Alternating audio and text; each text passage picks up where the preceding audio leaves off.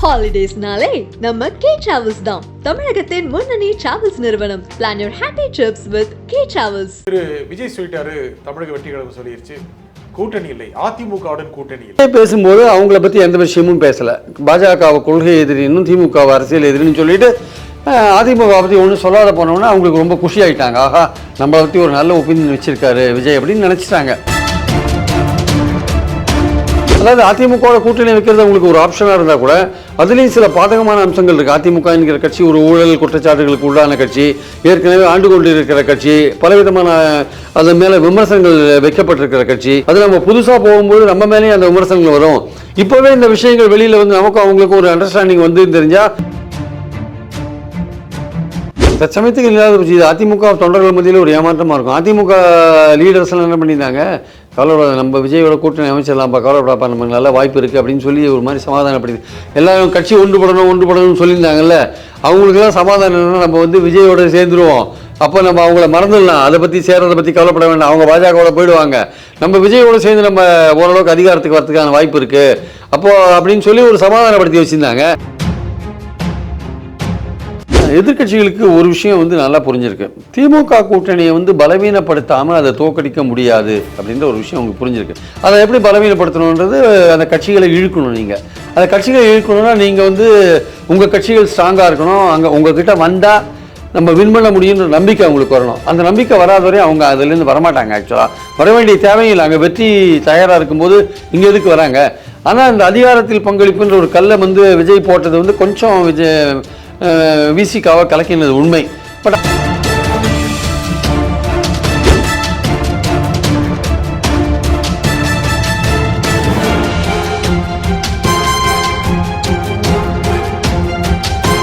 வணக்கம் ஆகாயம் நண்பர்களே. யாருடனும் கூட்டணி இல்லை, அதிமுகவுடன் கூட்டணி இல்லை என்று ஏன் விஜய் அறிவித்திருக்கிறார்? இதன் பின்னணி என்ன? இதை பற்றி பேசுவதற்காக பத்திரிகையாளர் திரு பிரியன் இங்க வந்திருக்கிறார். வணக்கம் திரு பிரியன். வணக்கம் சார். திரு விஜய் சொல்லிட்டாரு, தமிழக வெற்றிகளும் சொல்லிருச்சு, கூட்டணி இல்லை, அதிமுகவுடன் கூட்டணி இல்லை. நேரடி ஏனென்றால் சமீபத்தில் பல ஊடகங்களில் தொடர்ந்து அதை பற்றி செய்திகள் வந்தது. நீங்கள் கூட ஒரு ஊடகத்துக்கு அளித்த பேட்டியில் 60 சீட்டு வரைக்கும் விஜய் கொடுப்பாங்கன்னு சொன்னீங்க. இன்னொரு பத்திரிகை 80 சீட்டு வரைக்கும் கொடுக்க தயாராக இருந்தாங்க. அதுக்கு பேச்சு நடந்திருக்கு. இப்படியெல்லாம் வந்தது. இதெல்லாம் மறுத்துட்டாங்க தமிழக வெற்றி கழகம். விஜய் மறுத்துட்டாரு. அவர் தெளிவாக இருக்காங்கன்னு நினைக்கிறீங்களா? இல்லை, அவங்க வந்து தங்கள் கட்சியை பலப்படுத்தணுன்றதுக்காக வந்து பலவிதமான நடவடிக்கைகள் எடுத்துகிட்ருக்காங்க. ஸோ தமிழ்நாட்டில் வந்து விஜய் கட்சி ஆரம்பித்த உடனே ஒரு மாநாடு நடத்தி அதிகாரத்தில் பங்களிப்புன்னு சொன்ன பிறகு தான் இந்த கூட்டணி பற்றின பேச்சுக்கள்லாம் வந்து ஒரு பரபரப்புக்குள்ளான ஒரு விஷயமாக நம்ம பார்க்குறோம். அதுக்கு முன்னாடி இந்த கூட்டணின்றது வந்து அவ்வளோவா பேசப்படாத ஒரு விஷயமா இருந்தது. வழக்கமாக தேர்தலுக்கு 4-5 மாதங்கள் முன்னாடி இது ஒரு பெரிய பரபரப்பாக பேசப்படும். பட் இப்போ விஜய் மாநாடு தொடர்ந்து இது பேசப்படுறதை பார்க்குறோம்.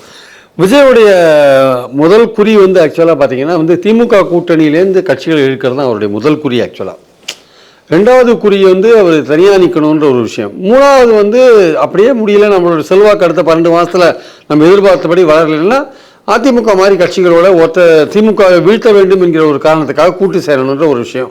ஸோ இந்த 3 ஆங்கிளில் தான் அவர் ஒர்க் பண்ணுறார். முதல் ஆங்கிளில் ஒர்க் பண்ணும்பொழுது அவர் போட்ட கல் வந்து கரெக்டாக விசிகே மேலே விழுந்தது, ஒரு சலசலப்பு உண்டாச்சு. அந்த சலசலப்பு வந்து திருமாவளவனே நீங்கள் 26 ஆட்சிக்கு வர மாட்டீங்க, நீங்கள் சொல்கிறதுல ஒன்றும் அர்த்தம் இல்லைன்னு சொல்லிட்டு அவர் ஒரு முடிச்சு வச்சிருக்காரு. அதை பார்க்குறோம். நம்ம தற்சமயத்துக்கு முடிச்சு வச்சிருக்கிறத பார்க்குறோம். நம்ம அதாவது அரசியல் எதுவுமே ரூல் அவுட் பண்ண முடியாது. அப்போ அடுத்தது பார்த்தீங்கன்னா தனியாக நிற்கணும். யோசிச்சு தற்சமயம் சொல்கிறீங்க. ஆமாம், எல்லாமே பாலிடிக்ஸில் வந்து உங்களுக்கு சூழ்நிலைக்கு ஏற்றபடி தான். அதில் வந்து எடப்பாடி சொல்கிறது கரெக்டு. சூழ்நிலைக்கு ஏற்றபடி தான் சில முடிவுகள் அமையுன்றது கரெக்டு. அந்த சூழ்நிலையில் வந்து இந்த கட்சியோட இந்த கட்சி சேர்ந்தால் இந்த கட்சியை வீழ்த்த முடியுமா, இந்த கட்சியோட ஓட்டு நமக்கு டிரான்ஸ்ஃபர் ஆகுமா அப்படின்ற பாயிண்ட்லாம் இருக்கு இல்லையா? அதனால் வந்து திமுக கூட்டணி பலமாக இருக்கும்னு நம்புவோம். பட் ஆனால் வந்து எதையுமே நம்ம ரூல் அவுட் பண்ணக்கூடாது பாலிடிக்ஸ்லன்றது தான் பாயிண்ட். ஸோ அப்படி இருக்கும்போது அடுத்து தனியாக நிற்கணும் அப்படின்ற ஒரு பாயிண்டில் ஒர்க் பண்ணுறாங்க. அதுவும் வந்து தன் கட்சியை பலப்படுத்தணும்னு புதுசாக ஆரம்பிக்கிறவங்க அது பண்ணக்கூடிய ஒரு வேலை. செல்வாக்குமிக்க நடிகராக இருந்தால் கூட கீழே கட்டுமானங்கள் பலமாக இருந்தால் தான் ஓட்டாக கன்வெர்ட் ஆக முடியுன்றது. இன்னொன்று மூணாவது வந்து சரி, நம்ம சரியாக திமுக கூட்டணியிலேருந்து ஆட்கள் வரல, நம்மளாலும் வந்து தனியாக நின்று வின் பண்ண முடியாதுன்னு விஜய் உணர்கிற பட்சத்தில் மூணாவதாக அதிமுக ஆப்ஷன். அதிமுகவும் ஒரு டெஸ்பரேட்டாக வின் பண்ணக்கூடிய லெவலில் அவங்க அடுத்து வர எலெக்ஷன் அவங்களுக்கு டூ ஆர் டை பேட்டில் இருக்குது. அவங்களுக்கு என்ன ஒரு சாதகமான அம்சமாக தெரிஞ்சுதுன்னா விஜய் இது விஷயத்தில் விஜய் பேசும்போது அவங்கள பற்றி எந்த விஷயமும் பேசலை. பாஜகவை கொள்கை எதிரின்னும் திமுகவை அரசியல் எதிரின்னு சொல்லிட்டு அதிமுக பற்றி ஒன்றும் சொல்லாத போனோன்னா அவங்களுக்கு ரொம்ப குஷி ஆகிட்டாங்க. ஆஹா, நம்மளை பற்றி ஒரு நல்ல ஒப்பீனியன் வச்சிருக்காரு விஜய் அப்படின்னு நினச்சிட்டாங்க. கரப்ஷன் கபடதாரிகள்னு சொல்லியிருக்காரு. பல பேட்டியில் ஆமாம், அதான் நான் சொல்ல வந்து அதுதான். அது கரப்ஷன் கபடதாரிகள்னு ஒரு டிஎம்கே பற்றி மட்டும் சொல்லலை, ஏடிஎம்கே சேர்த்து சொன்னார் தான் என்னுடைய கருத்து. அவங்க எதிர்கட்சியாக இருக்கவே நம்ம அவங்கள எதுக்கு அட்டாக் பண்ணணும்? நம்மளுடைய விஷன் வந்து நோக்கம் வந்து திமுக ஆட்சி அகற்றுறதானே தவிர அதிமுகவோட சண்டை போடுறது கிடையாது, அவங்கள அட்டாக் பண்ணுறது கிடையாதுன்னு அவங்க பாயிண்ட்டு. இவங்களுக்கு என்னென்னா, இவங்க டெஸ்பிரேட்டாக இருக்காங்க, ஏதாவது ஒரு மெகா கூட்டணி அமைக்க முடியுமா? பாஜக விட்டு வந்துட்டாங்க, இவங்களோட சேர்ந்து யாரும் கூட்டணி அமைக்க விருப்பப்படல, வெறும் தேமுதிக தான் வந்தாங்க. பாராளுமன்ற எலெக்ஷனில் நீங்கள் எதிர்பார்த்த வெற்றி கிடைக்கல. ஸோ அதனால் அவங்க என்ன நினைக்கிறாங்க, நமக்கு வந்து விஜய் வந்து நம்மளை பற்றி நல்ல ஒப்பீனியன் வச்சுருக்காருன்னு சொல்லிட்டு இவங்க சில காயின்லாம் மூவ் பண்ணது உண்மை. அது ஏதோ தொடர்புகள் ஏற்படுத்தி வந்து இது மாதிரிலாம் தூது விட்டு பார்த்தாங்க. தூது விட்டு பார்த்ததால் அவங்க என்ன சொல்லிட்டாங்க, இது மாதிரி நீங்கள் சொல்கிற மாதிரியான பத்திரிகைகளில் வந்த விஷயங்கள் இருக்குல்ல, 60 இடங்கள் 80 இடங்கள். நீங்கள் அளித்த ஒரு பேட்டி, முக்கியமாக அதிமுகவில் 60 சீட்டு வரைக்கும் 60 சீட்டு ஒரு டெப்டி சீஃப் மினிஸ்டர் கேட்டாங்கன்னு சொன்னோம் இல்லையா? நீங்கள் எதை வச்சு சொன்னீங்க? இல்லை, எனக்கு வந்த தகவல் வச்சு தான் நான் சொன்னேன். அந்த தகவல் எதனால் உருவாயிருக்கு? அந்த தகவல் வந்து என்னென்னா, அதிமுகவுக்காக செயல்படுகிற தேர்தல் வியூக வகுப்பாளர்கள், பழைய புதிய தமிழ்நாட்டுக்கு அறிமுகமானவர்கள், அவர்கள் வந்து பழனிசாமி சார்பாக அந்த அவங்க விஜயோட கான்டாக்டில் இருக்காங்கன்ற ஒரு தகவல் வந்தது. அவங்க சொன்ன விஷயங்கள் விஜய் தரப்புலையும் வந்து சீரியஸாக வந்து சரி நமக்கு எல்லா ஆப்ஷனையும் நம்ம ட்ரை பண்ணணும் அப்படின்னு ட்ரை பண்ணாங்க. அதுக்கு முன்னாடி ஒரு கண்டிஷன் போட்டாங்க, அதிமுக வந்து அதிகாரத்தில் பங்களிப்புன்ற ஒரு விஷயத்துக்கு கொள்கை ரீதியாக ஒப்புக்கொண்டு ஒரு அறிக்கை விடணும்னு போட்டாங்க. இவங்க சொன்னாங்க, விஜய் தரப்பில் சொன்னாங்க. அது அதிமுக இன்னும் செய்யாது இருக்கிறத ஒரு விஷயத்தை நம்ம பார்க்குறோம். திருமாவளவனும் கிட்டத்தட்ட அதே மாதிரி ஒரு விஷயத்தை சொல்லியிருக்காரு, அதிமுகவுக்கு ப்ரெஷர் கொடுக்குறாங்க. அதாவது அதிமுக வந்து கூட்டணி ஆட்சிக்கு ஒப்புக்கொள்ள வேண்டும் என்ற விஷயத்தில் ப்ரெஷர் கொடுக்குறாங்க. ஸோ அந்த விஷயத்தில் ப்ரெஷர் கொடுக்கும்போது அதிமுக வந்து சைலண்டாக இருக்கிறத நம்ம பார்க்குறோம். கடைசி கட்டத்தில் என்ன முடிவெடுப்பாங்கன்னு நமக்கு தெரியாது, கடைசி கட்டமோ இல்லை அடுத்த 6 மாதத்துக்குள்ளேயோ. ஸோ இந்த சமயத்தில் இந்த மாதிரியான ஒரு பேச்சுக்கள் கசியுது, இந்த பேச்சுக்களை பற்றின விஷயங்கள் கசியுதுன்னொன்னே விஜய் தரப்பில் வந்து ஒரு முழுசாக வந்து விஷயங்கள் நடக்காத போது, ஒரு முடிவு எட்டாத போது, இந்த விஷயங்கள் இப்போவே கசியறது வந்து நம்ம கட்சிக்கு, அதாவது அதிமுகவோட கூட்டணி வைக்கிறது அவங்களுக்கு ஒரு ஆப்ஷனாக இருந்தால் கூட அதுலேயும் சில பாதகமான அம்சங்கள் இருக்குது. அதிமுக என்கிற கட்சி ஒரு ஊழல் குற்றச்சாட்டுகளுக்கு உள்ளான கட்சி, ஏற்கனவே ஆண்டு கொண்டு இருக்கிற கட்சி, பலவிதமான அதன் மேலே விமர்சனங்கள் வைக்கப்பட்டிருக்கிற கட்சி. அது நம்ம புதுசாக போகும்போது நம்ம மேலேயும் அந்த விமர்சனங்கள் வரும். இப்போவே இந்த விஷயங்கள் வெளியில் வந்து நமக்கு அவங்களுக்கு ஒரு அண்டர்ஸ்டாண்டிங் வந்து தெரிஞ்சால், நம்மளை எதிர்த்து பிரச்சாரம் பண்ணுறவங்க வந்து என்னப்பா புதுசாக வந்த ஒரு விஜய் கூட வந்து அதிமுக ஊழல் கட்சியோட உறவு வச்சிருக்காரு, அப்புறம் அவர் ஊழல் எப்படி ஒழிப்பார், அவர் திமுக பற்றி பேசுறதுக்கு அவருக்கு என்ன தகுதி இருக்குது அப்படின்ற மாதிரி பிரச்சாரத்தை வச்சாங்க வச்சுக்கோங்க, அது அவருடைய ஓட் பேங்கை பாதிக்கும் இல்லையா? இதெல்லாம் யோசிச்சு பார்த்து என்ன பண்ணார், சரி அதிமுகவோட பேச்சுவார்த்தையும் முழுசாக வரல, அதிமுகவும் இதில் கூட்டணியில் பங்களிப்புன்னு கூட்டணின்னு ஒத்துக்கல, அதே மாதிரி அதிமுகவோட சேர்ற பேச்சு பலமாக வச்சுன்னா நம்ம பேரும் அடிபடும். சரி, இப்போ இந்த பேச்சு எதுக்கு வளர விடணும், இதுக்கு ஒரு ஃபுல் ஸ்டாப் வைங்கன்னு வச்சிருக்காங்க. முக்கியமாக அதிமுக விஜயோட கட்சி தமிழக வெற்றி கழகம், நீங்கள் சொன்ன மாதிரி 60, 80 இல்லை 40, 45 இருந்து அதில் பாமகவும் சேர்ந்தது அல்லது வேறு சில கட்சிகள் சேர்ந்தது அப்படின்னா அது திமுக மிகப்பெரிய சவாலாக கொடுக்கக்கூடிய ஒரு அணியாக இருக்கும் அப்படின்னு நினைக்கிறீங்களா? நிச்சயமாக. அதாவது தாவேகா, பாமக, தேமுதிக, அதிமுகலாம் சேர்ந்ததுன்னா திமுகவுக்கு சவால் கொடுக்கக்கூடிய ஒரு கட்சியாக இருக்கும். ஆட்சிக்கு வர முடியுமான்றது சந்தேகம். டஃப் கொடுக்கக்கூடிய ஒரு கட்சியாக இருக்கும். ஆனால் அதே சமயம் வந்து ஓட்டுகள் சீமான்னு ஒரு பக்கம் பிரியும், பாஜக ஒரு சின்ன அணியை சேர்ப்பாங்க, உங்கள் பக்கத்தில் கொஞ்சம் பிரியும், இந்த மூணா பிரியும் ஓட்டு. மூணா பிரியும் போது திமுகவுக்கு கொஞ்சம் ஃபைட் பண்ணி தான் வின் பண்ண வேண்டியிருக்கும். அவங்க கூட்டணி இதே மாதிரி பலமாக இருந்து வச்சுக்கோங்க, அது வந்து நிச்சயமாக வந்து அதுக்கு ஒரு அட்வான்டேஜ் தான். பட் இருந்தாலும் டஃப் கொடுக்கும். ஏன்னா ஒரு ஆட்சிக்கு வந்து ஆன்டி இன்குபன்சி கண்டிப்பாக இருக்க தான் செய்யும். அதனால் வந்து டெய்லி ஏதோ ஒரு சட்டம் ஒழுங்கு பிரச்சனையோ இல்லை வேறு ஏதோ பிரச்சனையோ, நிதி பிரச்சனையோ இல்லை வந்து தேர்தல் வாக்குறுதிகள் நிறைவேற்றாத பிரச்சனையோ, ஏதோ ஒரு பிரச்சனை போயிட்டு தான் இருக்குது. மக்கள் விலைவாசி உயர்வோ, மின் கட்டணம், சொத்து வரின்னு பல விஷயம் போயிட்டு தான் இருக்குது. மக்கள் அதிருப்தியாக தான் இருப்பாங்க. முழுசாக நீங்கள் திருப்தி அடைய வைக்க முடியாது. அப்போ அந்த அதிருப்தியை கேஷ் பண்ணணும்னா நீங்கள் திமுக என்கிற கட்சியை அகற்றணுன்ற கட்சிகள் வந்து ஓரளவுக்கு ஒன்றுபட வேண்டிய நிலையில் இருக்குது. சீமான் யாருக்குள்ளையும் சேர மாட்டேன்ட்டார். பாஜக அதிமுக வருவான்னு பார்க்குறாங்க. ஆனால் அதிமுக நழுவி நம்ம வேண்டாம், பாஜக வேண்டாம், அவங்க வந்து வேறு பக்கம் அதாவது விஜய் கிடைப்பாருன்னு அவங்க போயிட்டு இருக்காங்க. ஸோ இந்த மாதிரி சூழலில் வந்து திமுகவை ஒழிக்க வேண்டும் என்ற கட்சிகள் மேக்சிமம் இந்த நம்பர் ஆஃப் அணிகள் திமுகவுக்கு எதிராக போகிற ஓட்டுக்களை சுருக்கணும். வந்து கொஞ்சம் அணிகளை 4ன்றது 3 வந்து ஆச்சுன்னா கொஞ்சம் நம்ம டஃப் கொடுக்கலான்ற ஒரு எண்ணம் வந்து பாஜக, அதிமுக, தாவேகா ரெண்டுத்துக்கு இருக்குது. ஸோ அதை நோக்கி அவங்க ஒர்க் பண்ணுறாங்க. அதிமுக தமிழக வெற்றி கழகம் சேர்ந்தாங்க அப்படின்னா அது திமுகவுக்கு ஒரு பெரிய அச்சுறுத்தலா இல்லை அது அவங்க மட்டும் இல்லை, அதோட பாமக தேமுதிகலாம் சேரணும். இந்த மாதிரி ஒரு அணி சேர்க்கணும் அப்படிங்கிறது அதிமுகவுடைய நலம் விரும்பிகளுடைய எண்ணமா, இல்ல விஜயோடைய நலம் விரும்பிகள் எண்ணமா, அல்லது திமுக எதிர்ப்பாளர்களுடைய எண்ணமா? இல்லை இல்லை இல்லை, இது வந்து அதிமுகவில் இருக்கிறவங்க விரும்புறது. அவர் அவரை பற்றி ஒன்றுமே சொல்லலை, நல்லா ஒரு அபிப்பிராயம் வச்சிருக்காரு. அவரும் திமுக அகற்றணும்னு நினைக்கிறார், நம்மளும் திமுக அகற்றணும்னு நினைக்கிறோம். அதனால் நம்ம 2 பேரும் நம்ம பாஜகவோட சேர மாட்டோம்னு உறுதியாக சொல்லிட்டோம். உறுதியாக சொல்லிட்டு இப்போ சொல்லிட்டாங்க. தேர்தல் போது எப்படி நடக்கும்னு சொல்ல முடியாது, என்ன மாதிரி கூட்டணி அமைன்னு சொல்லுங்க, எதுவுமே ரூல் அவுட் பண்ண முடியாது பாலிடிக்ஸில். ஆனால் இப்போ தற்சமயத்துக்கு நம்ம தாவேக்காவோட நல்ல ரிலேஷன்ஷிப்பை மெயின்டைன் பண்ணலாம் அப்படின்றது அதிமுக இருக்கிறவங்க நினைக்கிறது தான். தாவேக்கார அப்படி நினைக்கிறாங்களா, விஜய் அப்படி நினைக்கிறாங்கன்னா அவர் அப்படி ஏதோ ஒரு ஆப்ஷன் வச்சிருக்காருல்ல, ஒரு கூட்டணிக்கான ஒரு ஆப்ஷனை வந்து வச்சிருக்காரு. அதனால் ஏன்னா அவராலேயே தன்னாலேயே சுயமாக பதவிக்கு வர முடியலன்னு அடுத்த ஒரு 8-10 மாதத்தில் ஒரு ஃபீல் பண்ணான்னு வச்சுக்கோங்க, அவர் அந்த ஒரு ஆப்ஷனுக்கு போகலாம். சரி நம்ம வந்து அதிகாரத்தில் பங்கு பெறலாம். இப்போ சீமான் மாதிரி 8% வரத்துக்கு 6-7 எலெக்ஷன்ஸ் வருது இல்லை, அது மாதிரி வேண்டாம். நம்ம எடுத்த உடனே அதிகாரத்துக்கு வரணும்னா ஒரு கூட்டணியாக போகலாம், அப்புறம் பார்த்துக்கலாம், நமக்கு தேர்தல் தான் முக்கியம், அதிகாரத்தில் வர்றது தான் முக்கியம்னு அவர் நினச்சிட்டாருன்னா தனியாக நிற்கிறத கூட ஓரம் கட்டிட்டு அவர் அதிகாரத்தை அதிமுகவோட கூட்டணி பாமக தேமுதிக சேர்த்து பண்ணுறதுக்கான வாய்ப்புகள் இருக்குது. இதெல்லாமே இந்த ஆப்ஷன்ஸ் வந்து இப்போது ஒரு 12 மாதத்துக்கு முன்னாடி பேசுகிறது எல்லாமே வந்து ஒரு டூ ப்ரீமெச்சூராக இருந்தால் கூட இதெல்லாம் அமையறதுக்கான வாய்ப்புகள் சாத்தியங்கள் இருக்குது ஆக்சுவலாக. ஆனா இப்படி ஒரு அணியை அமைக்கிறதுக்காக வாய்ப்பில்லை அப்படின்னு விஜய் இப்போ சொன்னதற்கு முக்கியமான காரணம் இந்த மாதிரியான பேச்சுக்களை வளர விட வேண்டாம், இப்போயே தடுக்கணும். ஏன்னா இப்போவே போச்சுன்னா அது வந்து அவரை பற்றின விமர்சனங்கள் இன்னும் கூர்மையாக்கிறதுக்கு வசதியாக இருக்கும். அதனால் நம்ம இந்த பேச்சை இப்போ விட வேண்டாம், தேர்தல் நெருக்கத்தில் என்ன சூழலோ அதுக்கேற்றபடி பார்த்துக்கலாம்னு அவர் நினைக்கலாம். அவர் போய் கூட்டணி தயாரிட்டாரு, 60 வாங்கிறாரு, 80 வாங்கிறாரு, அது வந்து அதிமுக தரப்புலையும் அதிருப்தியை உண்டாக்கும், தாவேகா தரப்புலையும் நம்ம தான் தளபதி தான் முதல்வர், நம்ம ஒர்க் பண்ணிட்டு இருக்கோம், இந்த சமயத்தில் துணை முதல்வர் அது இதுன்னு போய் பேசிட்டு இருக்காங்களேன்னு அவங்களுக்கும் ஒரு குழப்பத்தை உண்டு பண்ணும் இல்லையா. சரி இதை நிறுத்திடலாம், தேர்தல் நெருக்கத்தில் வரும்போது வின் பண்ணணுன்ற நோக்கத்தில் அமைக்கப்பட்ட கூட்டணி ரைட்டு ஓகே தலைவர் முடிவு எடுத்துட்டாருன்னு சரியாக தான் எடுத்துருப்பாரு அப்படின்னு தொண்டர்கள் நினைப்பாங்கல்ல. ஸோ அதனால் இதை தள்ளி போடலாம் அப்படின்னு நினச்சிக்கலாம். ஒருவேளை இன்னொரு கூட அதிமுக வந்து பாஜகவை நோக்கி, அதிமுக வந்து தாவேக்காவை நோக்கி போச்சுன்னா ஒருவேளை பாஜக ரொம்ப கோபமாகி ரைடு கீடுலாம் என்ஃபோர்ஸ்மெண்ட் ரைடு விட்டாங்கன்னா அதிமுக தலைவர்கள் மேலே அது வேறு இருக்குது. எதுக்கு இந்த விஷயத்தெல்லாம் வெளில விடணும்னு அவங்க நினச்சிக்கலாம். அதிமுக இது ரொம்ப ஏமாற்றமாக இருக்குமா?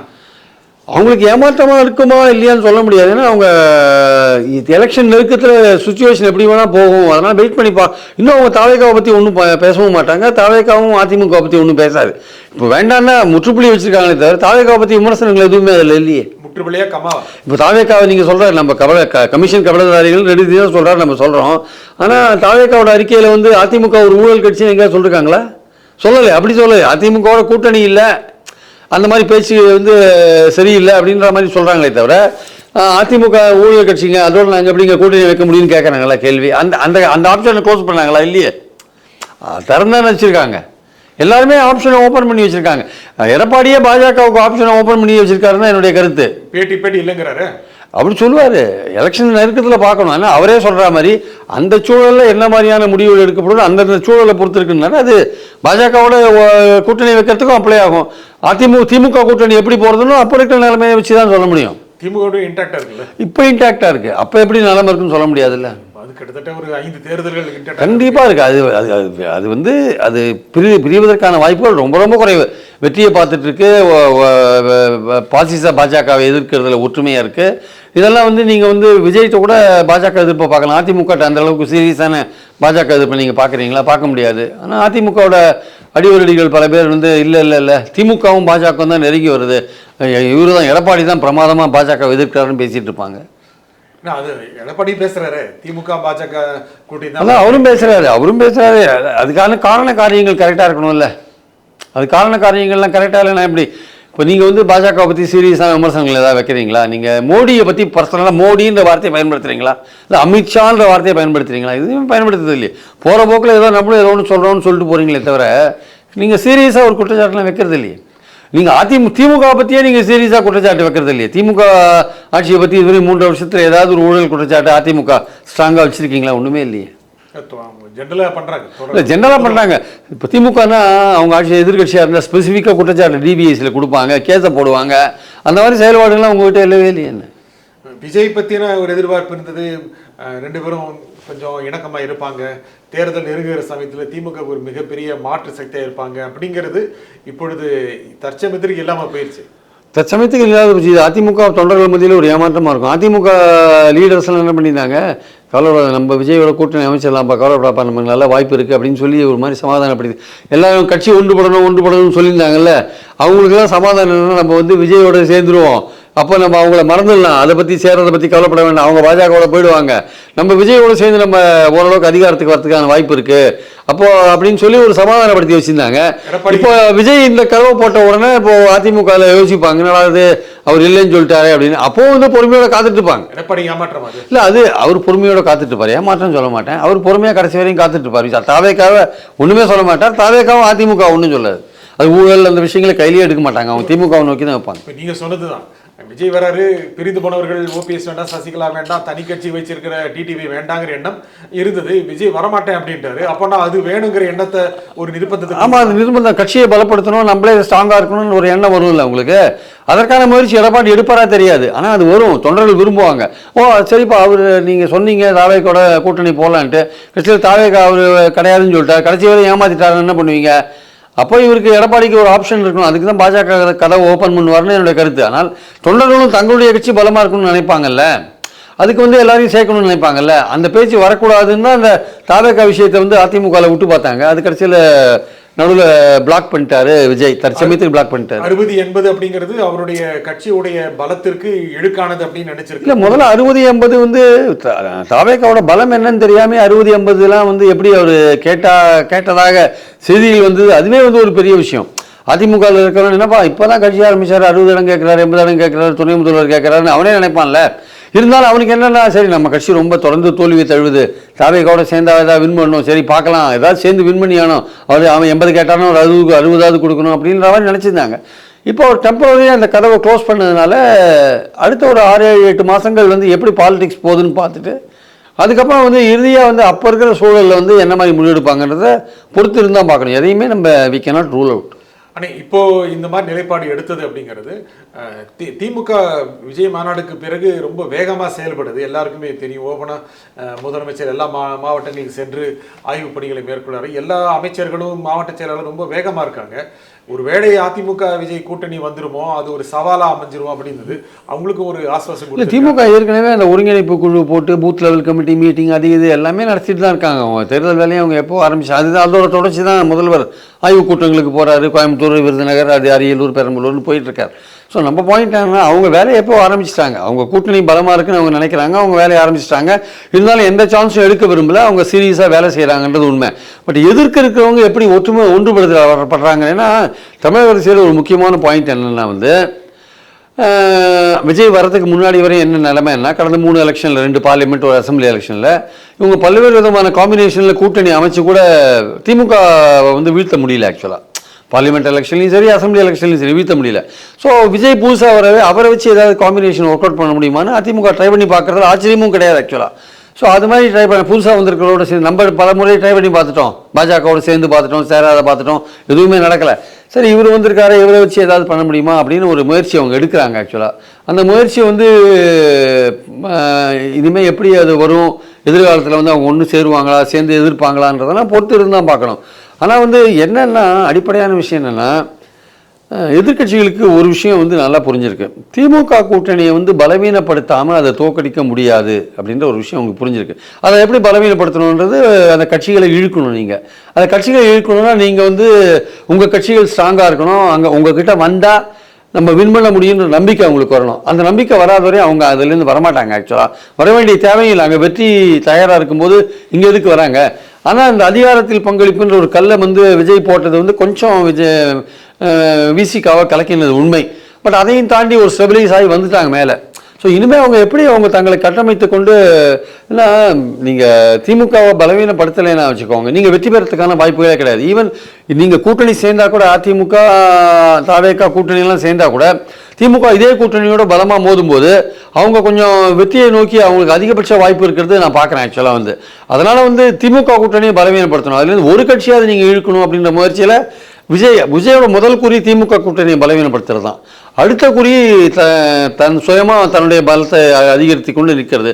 மூணாவது அதிமுகவோட ட்ரை பண்ணி பார்க்கறது. இந்த 3 விஷயத்தில் அவர் ஒர்க் பண்ணுறாரு. ஆக்சுவலாக நீங்கள் சொன்னீங்க திமுகவை பலவீனப்படுத்தாமல் எதிரணி ஜெயிக்க முடியாது. அதிமுக ஒரு 20-22% பலமான எதிர்க்கட்சியாக இருந்தாலும், பாஜக அணி இருந்தாலும், விஜய் இருந்தாலும், நாம் தமிழர் இருந்தாலும், இவர்கள் எல்லோரும் பிரிந்து கிடப்பதால் திமுக அணிக்கு சாதகமாக தான் இருக்கும். இது எல்லாமே எடப்பாடிக்கும் தெரியும், விஜய்க்கும் தெரியும், அண்ணாமலைக்கும் தெரியும், சீமானுக்கும் தெரியும். ஆனால் என்ன பண்ண போகிறாங்க? ஏன்னா அவங்க சீமானுக்கோ விஜய்க்கோ வர எலெக்ஷனில் வந்து அவங்க இடங்கள் பெறுகிறாரோ பெறலையோ, ஓட்டு வாங்குறாங்களோ வாங்கலையோ சார், அவங்களுக்கு இன்னும் ஃபர்தராக பாலிடிக்ஸில் மூவ் பண்ண முடியும்.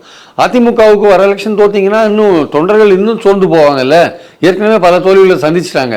எத்தனை இப்போ இருக்கிற 62 எம்எல்ஏ மீண்டும் வருவாங்களான்றது ஒரு கேள்விக்குறியாக இருக்குல்ல. அது வரணும்ல.